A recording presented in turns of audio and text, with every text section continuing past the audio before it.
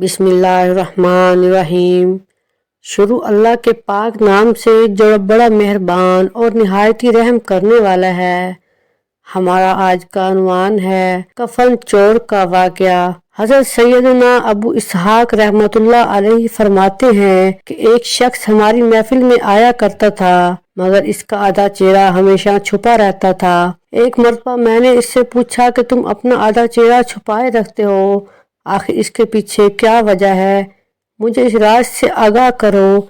इसने कहा, अगर आप इजाज़त देते हैं तो मैं अपना मामला बताता हूँ। मैंने कहा, बताओ असल मामला क्या है? इजाज़त मिलने पर इस शख्स ने अपनी इबरत दास्तान कुछ इस तरह सुनाई कि मैं कफन चोर था। मैंने कई कब्रों से कफन चुराए। जब भी किसी नई कब्र के मुतालिक मालूम होता तो फौरन वहाँ पहुँचकर कफन चुरा लाता। एक मर्तबा एक औरत का इंतकाल हुआ। जब इसे दफनाया गया तो मैं रात को कब्रिस्तान पहुँचा और कब्र खोदना शुरू कर दी। जब ईंटें हटाकर कफन की एक चादर निकाली तो दूसरी चादर खींचने लगा तो अचानक इस औरत के बेजान जिस्म ने हरकत की और चादर को थाम लिया। मैंने कहा, तुम्हारा क्या ख्याल है? तुम मुझ पर गालिब आ जाओगी? ऐसा हरगिज नहीं हो सकता। ये कहकर मैंने घुटनों के बल बैठ गया और पूरी कुव्वत से कफन खींचने लगा। यकायक इस औरत ने एक जोरदार थप्पड़ मेरे चेहरे पर मारा, जिसकी दर्द की शिद्दत से मैं बेकरार हो गया और मेरे चेहरे पर बहुत ज्यादा जलन होने लगी। ये कहकर इस कफन चोर ने अपने चेहरे से कपड़ा हटाया तो इसके गाल पर उंगलियों के निशान बिल्कुल वाज़ेह थे।